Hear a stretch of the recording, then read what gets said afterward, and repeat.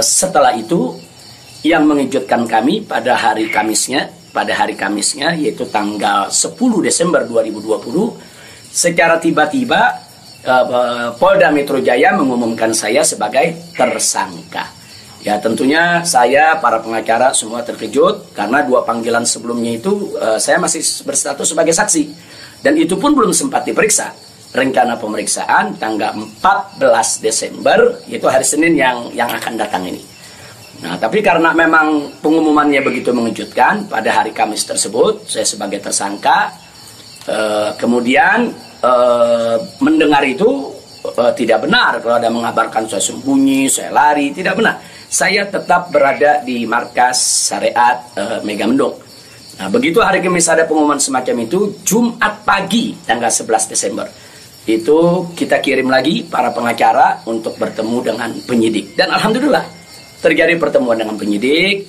Nah, ditanyakan oleh para pengacara bagaimana komitmen yang hari Senin tanggal 14, apa itu batal atau bagaimana. Nah, kalau saya pribadi ingin tetap berpegang kepada komitmen. Nah, karena kita ini ustadz, dai, bergerak di bidang agama, tidak layak kalau kami itu membatalkan perjanjian atau suatu komitmen. Nah, kita dapat jawaban dari para penyidik. Kelihatannya mereka tidak mau menunggu sampai hari Senin, mereka minta lebih cepat. Nah, pada saat itu juga para pengacara minta kepada para penyidik, ya Habib Rizik siap dipanggil kapan saja, tapi tolong surat panggilannya dibuat. Surat panggilan sebagai tersangka. Kami tidak pernah terima.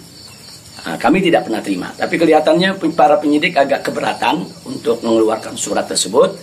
Akhirnya terjadi kesepakatan, kalau begitu cobalah bagaimana caranya supaya Habib bisa lebih cepatlah ke Polda Metro Jaya.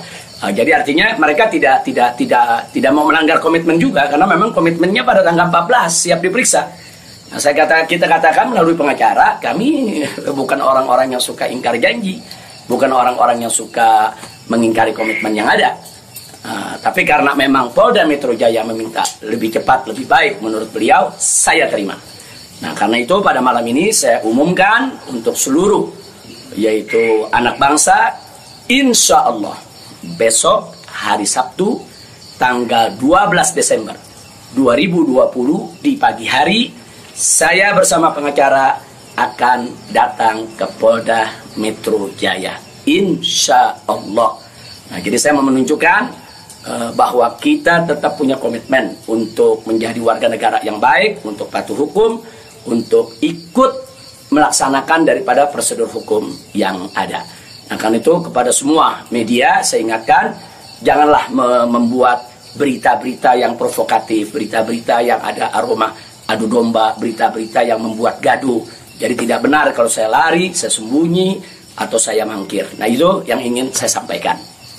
Nah, selanjutnya saya ingin menyampaikan kepada Polda Metro Jaya agar tidak terjadi kerumunan, agar tidak mengambil perhatian daripada masyarakat, agar juga tidak ada pihak ketiga yang memanfaatkan yaitu momentum soal penjemputan saya ini sehingga bisa menimbulkan kegaduhan. Maka itu saya minta kepada Polda Metro Jaya tidak perlu untuk mengerahkan kekuatan secara berlebihan. Bahkan menurut saya tidak perlu ada penjemputan, tidak perlu ada pengerahan pasukan. Itu hanya akan mengeluarkan. A few moments later. Supaya karena Habib Rizik ini punya dokter pribadi dan tindakan kesehatan itu adalah termasuk persetujuan dari orang yang diperiksa. Itu kode etik kedokteran.